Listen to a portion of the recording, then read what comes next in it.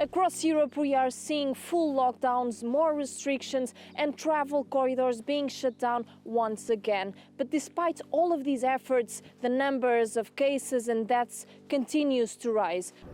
This is the Corona Warn app, Germany's trace and track smartphone software.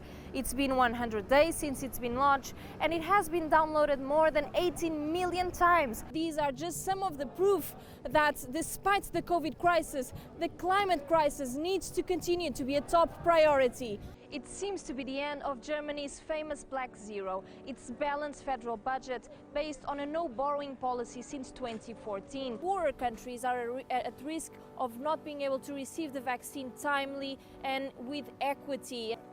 The soup kitchen in central Budapest is a much-needed helping hand for hungry Hungarians, like this single mother of 3 who relies solely on child support. At the moment I receive support because of the baby. I don't know if I'll be able to go back to my workplace because of the pandemic. That's still a question. Mentally, it's really hard, especially to see the children. You see them being happy about a single piece of orange, and they thank you with tears in their eyes. We receive children so hungry that they open the packages and start eating right here in the street. Most of the people here have lost their income because of the COVID-19 pandemic, but many are not eligible to receive government help, making initiatives like these their only lifeline to get by. Portuguese residents can expect 2 more weeks at home as the government has extended the current lockdown until March 1st. The government says it is aware of the current strain on businesses.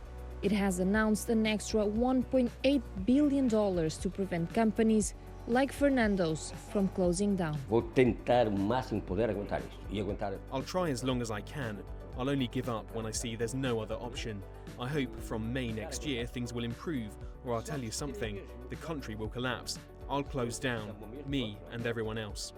A recent poll showed 81% of people here in Portugal agree with the new restrictions in place to tackle the ongoing health crisis. But there are questions about how the government is handling the economic crisis, especially as even more restrictions are expected in the coming weeks, at a time when many companies are already running out of options. Let's speak to Mia Alberti, who is at the Venezuela-Colombian border. There are crowds, huge crowds already gathering at the entrance of the bridge, preparing to go across into Venezuela, and they have been chanting freedom, freedom, freedom. They have been there for hours, so the situation is quite tense. A volley of gunshots has the crowd running for cover at the Simón Bolívar bridge. 4 people were killed and at least 20 injured in the clashes. This man was shot in the eye with a rubber bullet. We didn't expect this. We thought they would come against this with much less power, but the attacks against us were horrible, terrible. We know that the police is using pepper spray and tear gas and rubber bullets, but there are also reports that police on the Venezuelan side of the border is using live ammunition. This is not about politics, ideology. This is about fighting for the freedom of our country. We live under a dictatorship. We live under a regime that kills us every day. Jessica and her husband left Venezuela 4 months ago. They struggled to find housing, work, or school for their children. Now they depend entirely on this church-run soup kitchen to eat. I came here to find a better life because my life there was terrible. We were hungry. Every day was something different. There's no medicine, no drugs. Here, volunteers serve more than 6,000 meals every day. Hungry Venezuelans wait up to 4 hours for a plate of food, sometimes the only meal for the day. Gianni is a smuggler along the border between Colombia and Venezuela. Every day he helps dozens cross the so-called trochas, dangerous paths that connect the 2 countries. Today he's being paid to smuggle this family back to Venezuela, where they live. They come to Colombia twice a week to buy food and other supplies, especially for their 2 children. Everyone came here with same purpose, to help our family, to send them money to buy food or other stuff they lack. Crossing the trochas is illegal, but Gianni and other human smugglers say the Colombian police doesn't bother them. Although the Colombian border forces are obligated by law to stop those trying to cross illegally, they just watch as hundreds of people walk by. In fact, these two Colombian guards even gave us directions. After the border, we can't guarantee your protection. The divide is the river ahead. The people here are afraid, but they are also determined that they won't leave this place and they won't stop fighting until they create some change in their country, in Venezuela.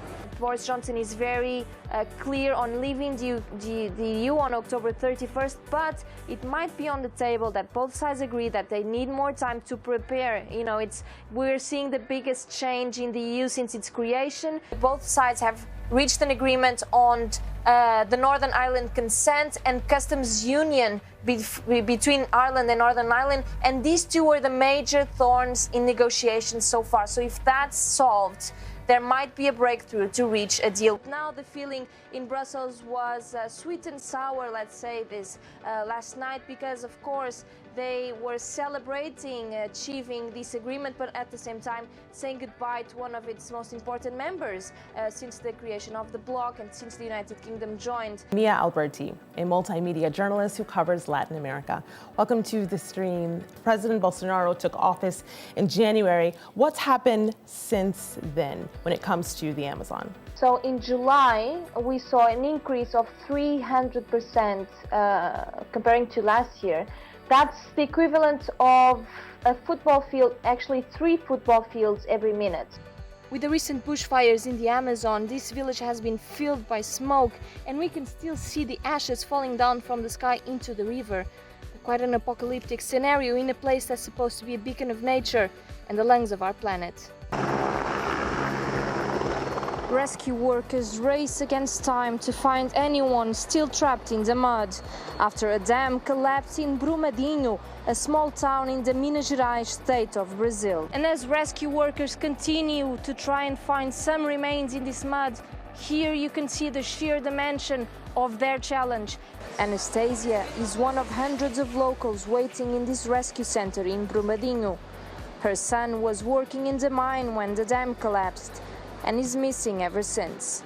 She lost hope her son is alive, but is seeking answers from Vale, the company who owned the mine.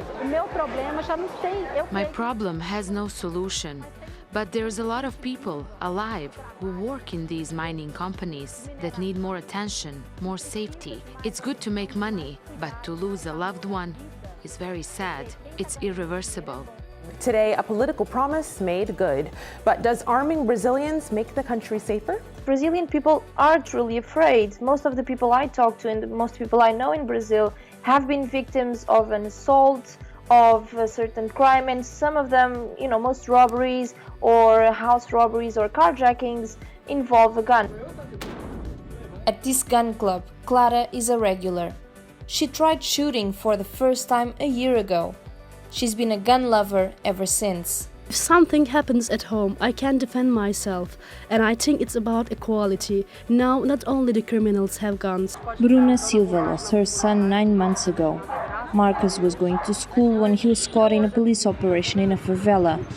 He was shot in the back and died in the hospital. When I got to the hospital, my son was alive. His blood was still warm. And he asked me, "Mom, the police shot me. Didn't they see I was wearing the school uniform?" Bruna is part of a support group for mothers whose children have been killed by police. Now she is helping Luciana. She lost her 12-year-old son, Cauã, just days ago. I knew the stories about these mothers, and now I'm one of them. As the president sets to ease further gun access, many are already asking if more guns will only mean more deaths like this one. Mia Alberti, TRT World in São Paulo, Brazil. Rio de Janeiro, Cúcuta, Colombia. In Frankfurt, in Budapest. Mia Alberti, CGTN in Lisbon.